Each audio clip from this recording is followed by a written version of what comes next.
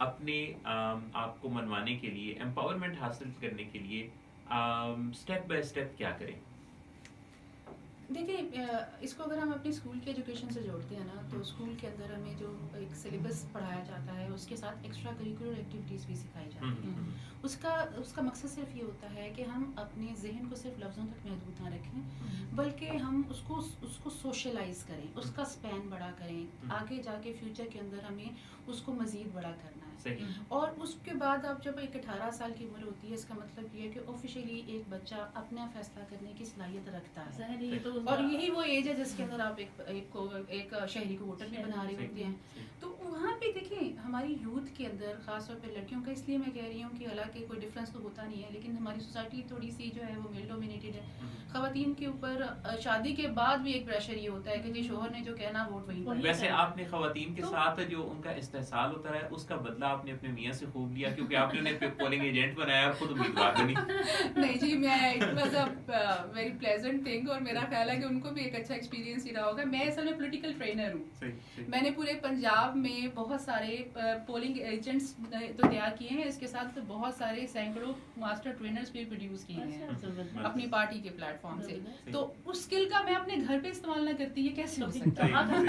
तो मेरा जब जाती इलेक्शन में असल में होता है, पोलिंग एजेंट वो होता है जिस पे आप सबसे ज्यादा भरोसा करते हैं। क्योंकि मेरा अपना इलेक्शन था तो मेरा सबसे ज्यादा भरोसा मेरे हस्बैंड पे था। तो फिर मैंने उनसे कहा कि आपको एक दिन की कुर्बानी देनी होगी। बिल्कुल। फिर उन्होंने कहा मैं 18 साल से कुर्बानी दे रहा हूँ, तो मैं एक दिन मजीद इसमें ऐड कर लेते हैं। तो इसलिए देखिए, मैं ये समझती हूँ कि जो आपका वोट होता है ना, एक लड़की का वोट, वो उसकी एक पहला एक इजहार होता है उसका उसकी आज़ाद सोच का। वो अपनी सोसाइटी, क्योंकि हम जब रिश्तों में बंधे होते हैं तो वो हमारे वो डिसीजंस और होते हैं अपने माँ बाप के लिए, अपने बहन भाइयों के लिए, अपने करियर के लिए। वो जो होता है ना, वो गिव एंड टेक और एक टू वे रिलेशनशिप होता है। टू वे रिलेशनशिप, ये एक वन वे रिलेशनशिप है जिसमें आपने पहले सोसाइटी को कुछ देना है, यानी अपनी राय देनी है। उसके बाद आपने देखना है कि आपका फैसला गलत सही, हम लोग गलतियों के पुतले हैं, गलती से नहीं डरना चाहिए। तो यानी पहली बात ये है कि कोई भी खातून अपने आप को सोसाइटी में मनवाने के लिए अपने फैसले खुद करना सीखे। देखिए मौसम भाई, बाज़ औक़ात हम बहुत अहम चीज़ों को सोचते ही नहीं है ना। अब आप ये देखें कि 2013 का इलेक्शन के अंदर आप देखें कि पाकिस्तान की तारीख में सबसे ज़्यादा वुमेन वोटिंग टर्नआउट था। उसके पीछे मेरी जैसी बहुत सारी ख़वातीन की मेहनत थी, जिन्होंने बाकायदा जाके वुमेन मोबिलाइजेशन की कि आप सबसे पहले अपनी इस चीज़ को सोशल रिस्पॉन्सिबिलिटी समझें। आप वोट जिसको भी दें, मगर दें। अनिला, हमारे माशरे में तो ये होता है कि एक लड़की जब शॉपिंग करने जाती होती है तो एक सूट चॉइस करने के लिए 16 लड़कियां साथ होती हैं उसके। मतलब अपना ड्रेस वो सिलेक्ट करने में अपना फैसला नहीं वो कर सकती, तो इतना बड़ा फैसला उसे करना चाहिए। बड़ा फैसला नहीं है ये, असल में एक ज़रूरी फैसला है। जी बिल्कुल ना, इसी से उसका थोड़ा हौसला बढ़ता है कि जब मैं अपना राइट यूज कर रही हूँ। अच्छा, ये आपने मारिया बड़ी अच्छी बात आपने की है। देखिए बात ये है कि ये बतौर पेरेंट्स मेरी आपकी जिम्मेदारी है कि जहाँ पे हम अपने बच्चों को, अपने बेटों को लेके जाते हैं, वैसे ही हमें अपनी बेटियों को ले जाकर हम उनको खुद शॉपिंग का राइट देना चाहिए। उससे ये होता है कि छोटी छोटी चीज़ों के फैसलों से ही बड़े फैसले होते हैं ना।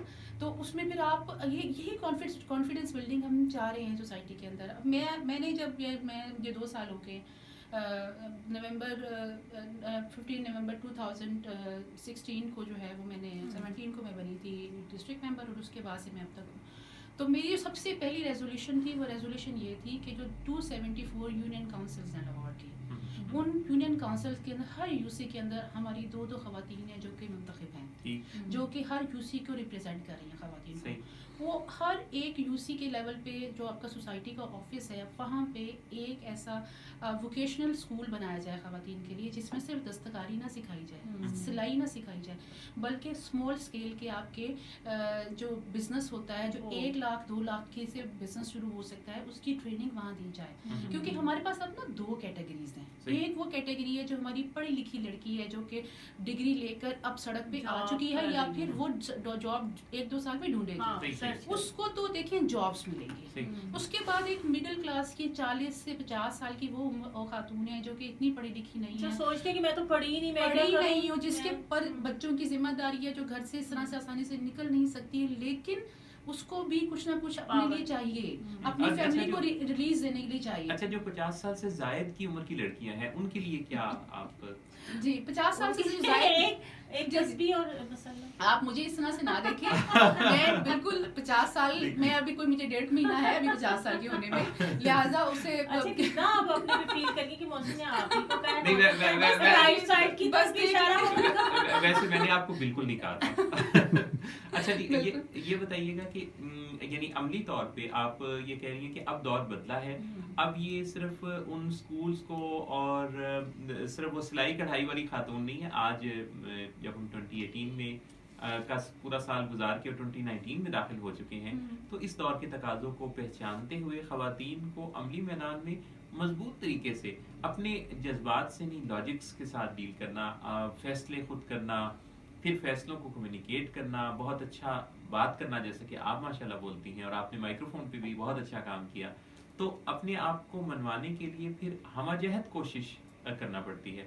वो सिर्फ दूसरों पर तकिया करके या उनसे ये आस उम्मीद लगा के, या बहुत सारे लोगों को, ख़वातीन को ख़ास तौर पे मैंने देखा है कि वो ख़वातीन के हुकूक के लिए काम करने वाली तंजीमों से आसे उम्मीदें लगाए रखती हैं और खुद कुछ नहीं करती। खुद कुछ नहीं करते हैं।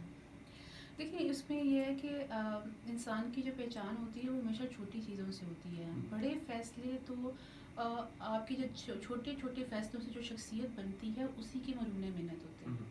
और इसलिए जो आप रेजोल्यूशन की बात कर रहे थे, मैंने अपनी ज़िंदगी में कभी रेजोल्यूशन इस तरह से नहीं बनाए, क्योंकि वो होता है कि शॉर्ट टर्म होते हैं और या फिर आपके लॉन्ग टर्म गोल हैं। मैं कभी भी वेट कम करने का जो है वो नहीं बनाती हूँ रेजोल्यूशन, क्योंकि मुझे पता है हो नहीं पाएगा। अच्छा, यानी आप सोचती भी नहीं है? नहीं सोचती हूँ, मगर उसमें ये है कि मैं अभी टाइम नहीं दे पाऊंगी, है ना, हाँ, कम करने में। तो नहीं, मगर उसमें मुझे ये लगता है कि देखें, हम अपने अगर आपका लिपिड प्रोफाइल ठीक है, आपका कोलेस्ट्रॉल ठीक है, तो हमें इसको एक डेफिशिएंसी के तौर पर नहीं लेना चाहिए, जो हमारी बच्चियों के अंदर ख़ास तौर पर ये भी एक आपके सफ़र को रोकने की बात होती है कि जब हम अपने सफ़र को अपनी ज़ारी शख्सियत के साथ जोड़ते हैं तो हम अल्लाह गुमान के करीब है ना। सही बात। और गुमान ये होता है कि इंसान अपनी शख्सियत जिस तरह से सोचता है उस तरह से होता चला जाता है। मेरे नज़दीक आज की लड़कियों को अपने जहन की ग्रूमिंग के ऊपर ज़्यादा फोकस करना चाहिए। आपकी अपीयरेंस पर्सनालिटी उसके हिसाब से शेप अप हो जाएगी। अच्छी खूबसूरत बात है ये। मेरा ख्याल है कि हासिल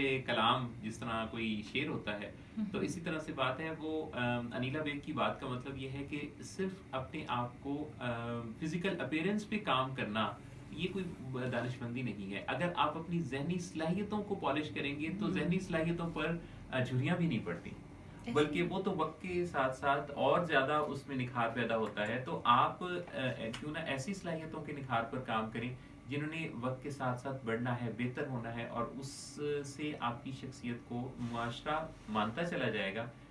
तारीफ भी उठा के देखें तो बहुत सारे वो लोग जिन्होंने अपनी जहनी सलाहियतों को इस्तेमाल किया उन्हीं के नाम रह गए। जिस्मानी तौर पे फिजिकल अपीयरेंस किसी की कैसी थी वो सिर्फ तस्वीरों में नजर आते हैं।